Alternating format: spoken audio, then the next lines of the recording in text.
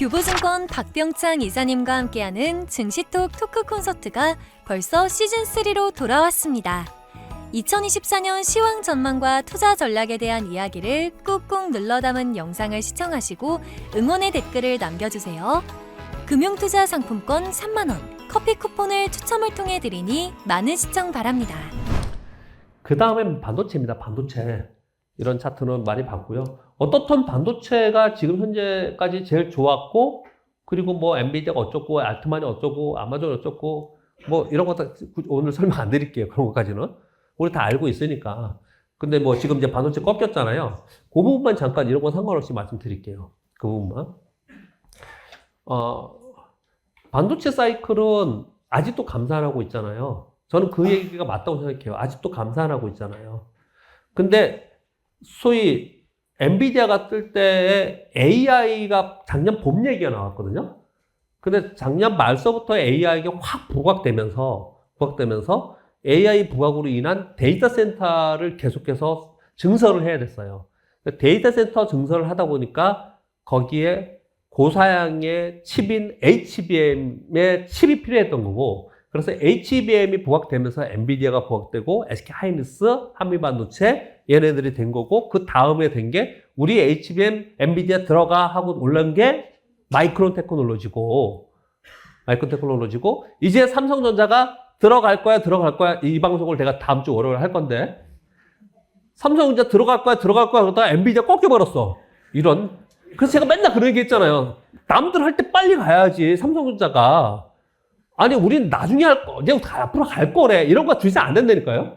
이제 갈 거래, 이게 안 된다고요. 그래서 삼성전자는 되게 운이 안 좋게 타이밍을 못 맞췄어요. 물론, 엔비디아에 들어가는 게 확정이 되면 삼성전자는 저는 다시 올라갈 거라고 생각을 하는 사람입니다. 다시 올라갈 거라고 봅니다. 그런데 진짜 실기한 거예요, 타이밍을. 안 그랬으면 삼성전자가 처음에 만약에 하이닉스 같이 들어갔다 10만 원 있을 수도 있어요. 그렇잖아요. 근데 그걸 이제 실기한 거죠. 근데 요 흐름을 왜 우리가 이해해야 되느냐? AI향 반도체인 HBM 칩만 간 거지 반도체가 움직인 게 아니었단 말이에요. 그러다가 이게 워낙 반도체 붐 얘기를 하고 디램 가격이 반등을 하고 그러다 보니까 그러면 나도 HBM 그러면서 따라간 것들이 막 생긴 겁니다. 그런 것들이 생긴 거예요. 야, 그러면 HBM만 가냐? 아니다. 이렇게 보니까 낸드도 이제 가격이 올라가는 것 같더라. 그래서 SS 얘기하고 DDR5 얘기하고 그러면서 전공정도 같이 뜬 거예요. 실제로는 후공정에 있는 HBM도 굉장히 뜬 것 같지만 처음에 떴고, 신고가 난 반도체는 전공정 장비 애들이 다 신고가를 냈어요. 가장 최근은 다 걔들이 냈어요. 자, 여기까지 다 이해되시죠? 그렇게 생각하잖아요. 그쵸? 근데 반도체 사이클이 회복에서 호황기가 됐냐라는 거예요, 지금. 사이클이 예를 들어서 사이클이 밑으로 내려왔다가 이만큼 올라와 있는 상태냐는 거예요. 그렇게 얘기하지 않잖아요. 그렇게 얘기하지 않아요. 그쪽 애널리스트 얘기들은 다 그렇게 얘기하지 않습니다. 아직도 감산을 한다는 얘기는 아직도 재고가 있고 이제 이게 하반기나 돼야지 이제 100% 가동이 되지 않겠냐라고 계속 얘기를 하고 있는 거잖아요. 근데 얘네들은 먼저 달려왔어요. 그러니까 이 미스매칭이 되면서 그만큼 딱 내려가는 게 지금이라고 저는 생각을 한다고요. 그래서 저는 반도체는 올해 계속 가져가는 게 맞다라고 생각을 합니다. 그래서 맞다라고 생각합니다. 근데 문제는 잠깐 그 갭을 내려오는 동안 갖고 있다가 손해봐야 되잖아요. 힘들잖아요, 되게.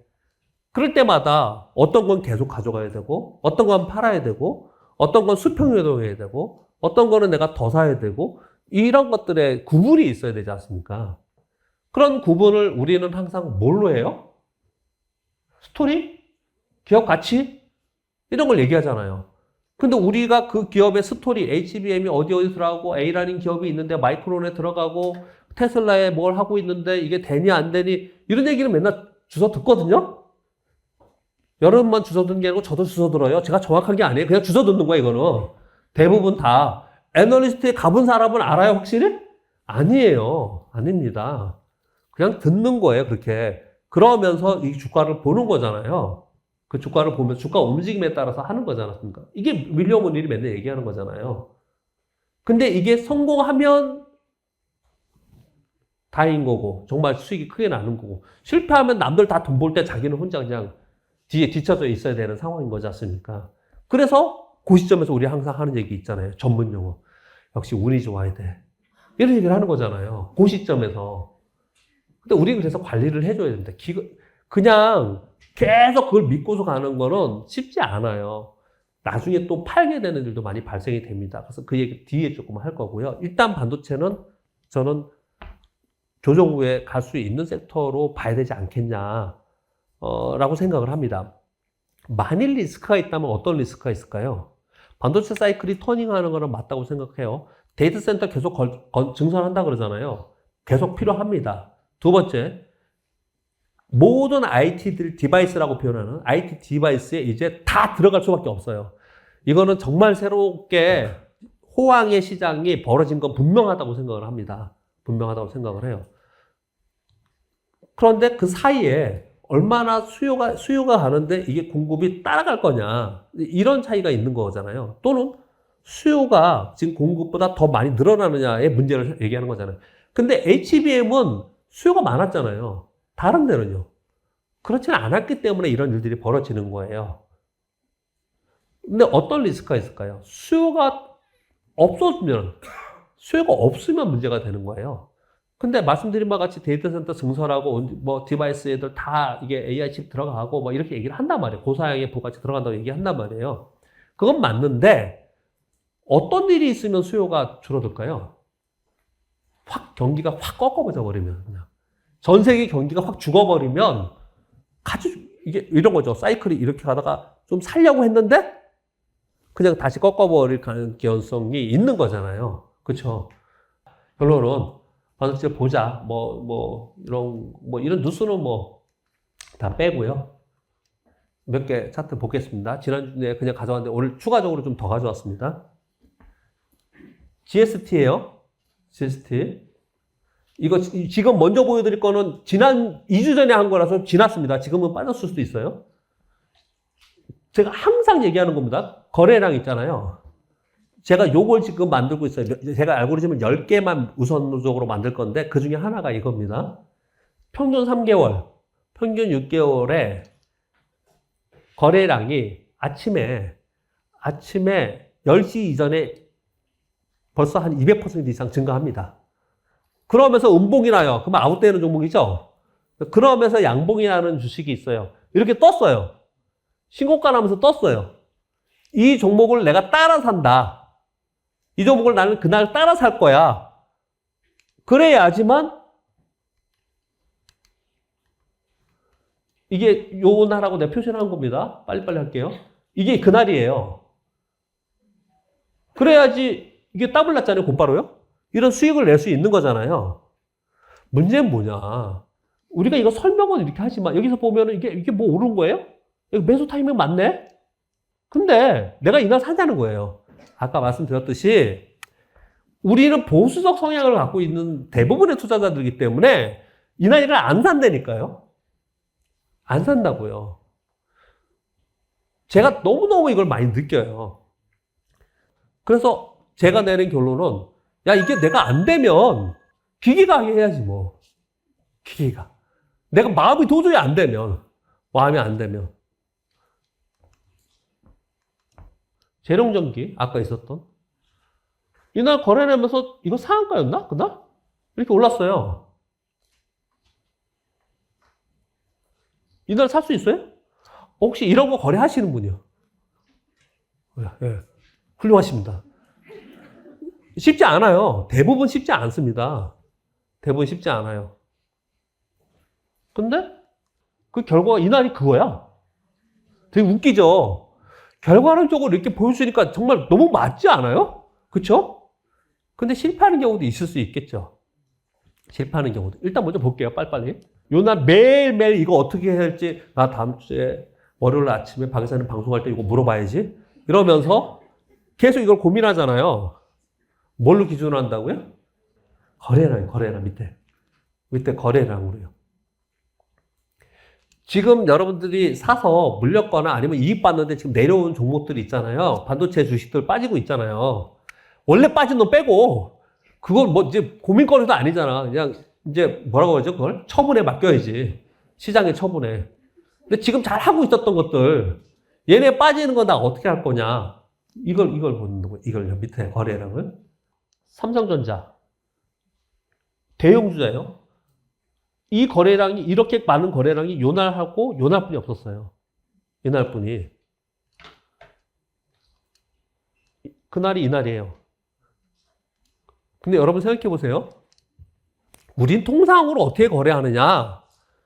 삼성전자는 앞으로 반도체 사이클이 터닝할 거고 앞으로 좋아질 거고 삼성전자 이익도 늘어난대. 그러니까 삼성전자 이렇게 빠지는데 나 여기서 조금 사가지고 분할 매수해서 들고 있다 삼성전자 이렇게 하잖아요. 우리 이렇게 하잖아요. 그래서 결과가 좋았으면 그렇게 하라고요. 결과 좋았으면 제가 아무리 봐도 그게 아니라니까요. 아무리 생각해봐도 그게 아니더라는 거예요.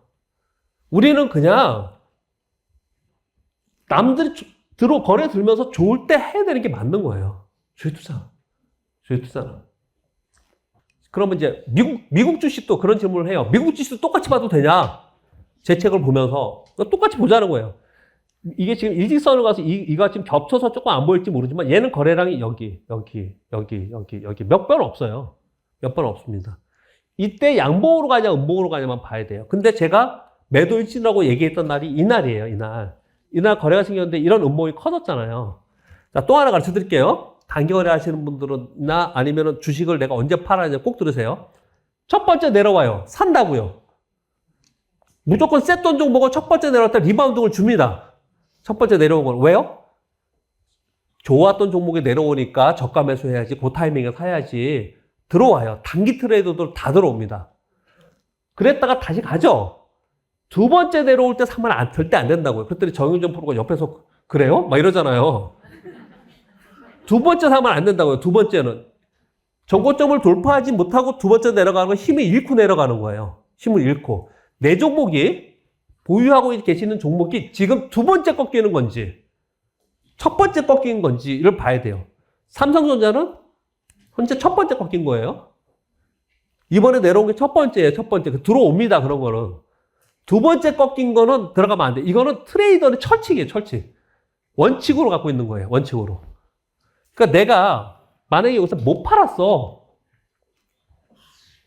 내려왔어요. 올라갔어. 근데 두 번째 꺾이거나 정고점을 돌파하지 못하면 이때는 내가 이런 거 있잖아요. 우리 맨날 하는 얘기 있습니다. 못 팔았을 때 하는 변명이 있어요. 회의 때 회의 갔다 왔더니 빠졌더라. 뭐 밥 먹고 왔더니 빠졌더라. 뭐 이러잖아요. 그랬다 하더라도 이 두 번째는 무조건 고민해. 그때부터는 신호가 이미 나왔으니까. 두 번째부터는 무조건 고민해야 된다는 거예요. 이건 엔비디아고요. 이건 AMD입니다. AMD 똑같이 매도 신호가 나왔어요. 얘는 정고점 가지도 못했어요. 당연히 더 약한 놈이니까. 더 약한 게 회사가 약한 게 아니고 내가 볼 때 주식으로 볼 때 그렇다는 거예요. 주식으로 볼 때. 왜 제가 이렇게까지 욕먹을지도 모르면서 이런 짓을 하는지 아세요? 가능하면 여러분들이 좀 이게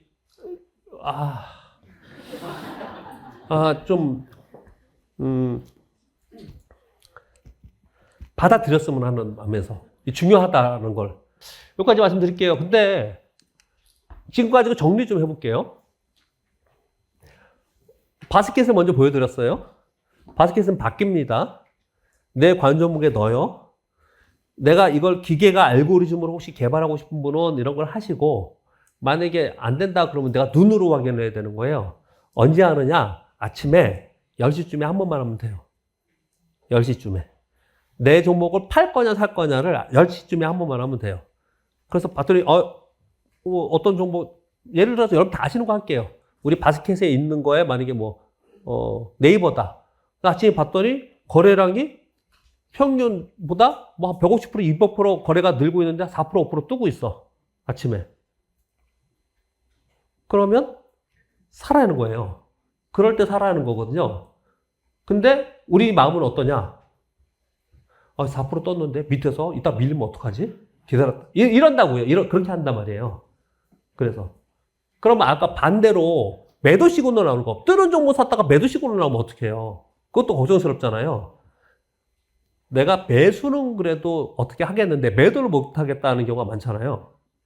그래서 제가 정하는 매도 신호, 매도 1신호, 2신호가 있잖아요. 그래서 매도 신호를 요즘에 근데 ATS에 그런 건 있어요. 고점에 몇 퍼센트 빠지면 뭐 매도 나가기 이런 거 쓰시는 분이 있더라고요. 근데 저는 뭐 그렇게 생각하지 않고 거래량이 있는 음봉을 기준으로 하거든요. 그걸 만들어 놓고 만약에 하면 급등 종목 쫓아갈 수 있잖아요. 근데 이 얘기를 하기 위해서 이 긴 건 한 거예요. 우리는 보통 급등 종목을 못 하기 때문에 수익이 안 나는 거예요. 여의도의 사람들이 작년에 2차 전지를 거의 못했습니다. 그래서 반성문 쓰고 막 그랬죠. 아시죠? 왜요? 얘가 막 수급으로 급등하고 있는데 자기네들 생각하기에는 스토리의 이익으로는 안 되거든.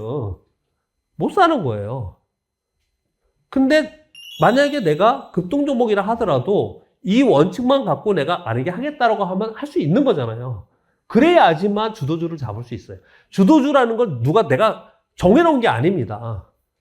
그래야지만 주도주를 잡을 수 있어요. 그걸 하셔야 된다는 말씀을 하기 위해서 이렇게 긴 시간 얘기를 했고요. 시간이 딱 50분이네. 그럼 4시에 다시 뵙겠습니다. 4시에. 예.